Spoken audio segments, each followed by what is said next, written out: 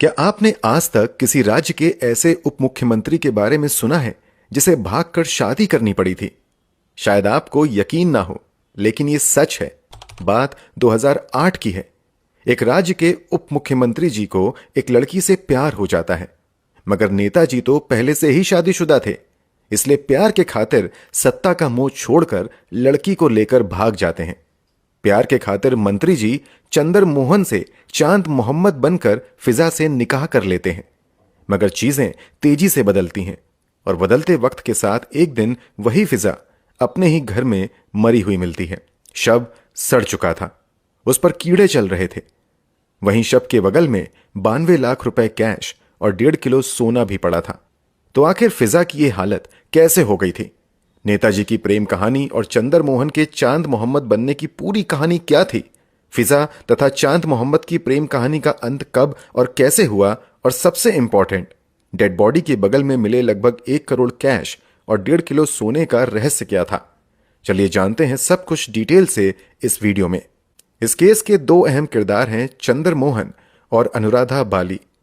अनुराधा बाली का जन्म 25 जुलाई 1971 को हरियाणा में अंबाला में हुआ था। अनुराधा के पिता का नाम धर्मपाल था। धर्मपाल मिलिट्री इंजीनियरिंग सर्विसेज में ऑफिसर थे। अनुराधा अपनी 4 बहनों में सबसे बड़ी थी। अनुराधा की अधिकतर पढ़ाई लिखाई केंद्रीय विद्यालय से ही हुई थी। आगे इन्होंने पंजाब यूनिवर्सिटी से लॉ की पढ़ाई की थी। अपनी स्टूडेंट लाइफ में उन्होंने पंजाब यूनिवर्सिटी स्टूडेंट यूनियन का भी चुनाव लड़ा था। अनुराधा आम लड़कियों से बिल्कुल अलग, काफी तेज तर्रार और लगभग सभी एक्टिविटी में शामिल होने वाली लड़की थी। अनुराधा को करीब से जानने वालों के मुताबिक अनुराधा पर उनके पिता का काफी गहरा प्रभाव था। अपनी वकालत की पढ़ाई पूरी करने के बाद अनुराधा साल 1994 से ही क्रिमिनल लॉयर के रूप में Punjab and Haryana high court में वकालत की प्रैक्टिस शुरू कर देती हैं। बहुत कम समय में ही वकालत की दुनिया में इन्होंने अपनी पहचान एक काबिल वकील के तौर पर बना ली थी। 4 सालों तक वकालत की दुनिया में जबरदस्त काम करने के बाद साल 1998 में अनुराधा बाली की शादी बब्बर नाम के एक ट्रांसपोर्ट कारोबारी से हो जाती है।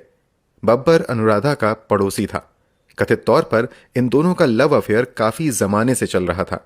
यहां तक कि कॉलेज के दिनों में बब्बर ही अक्सर अनुराधा को पिक एंड ड्रॉप किया करता था।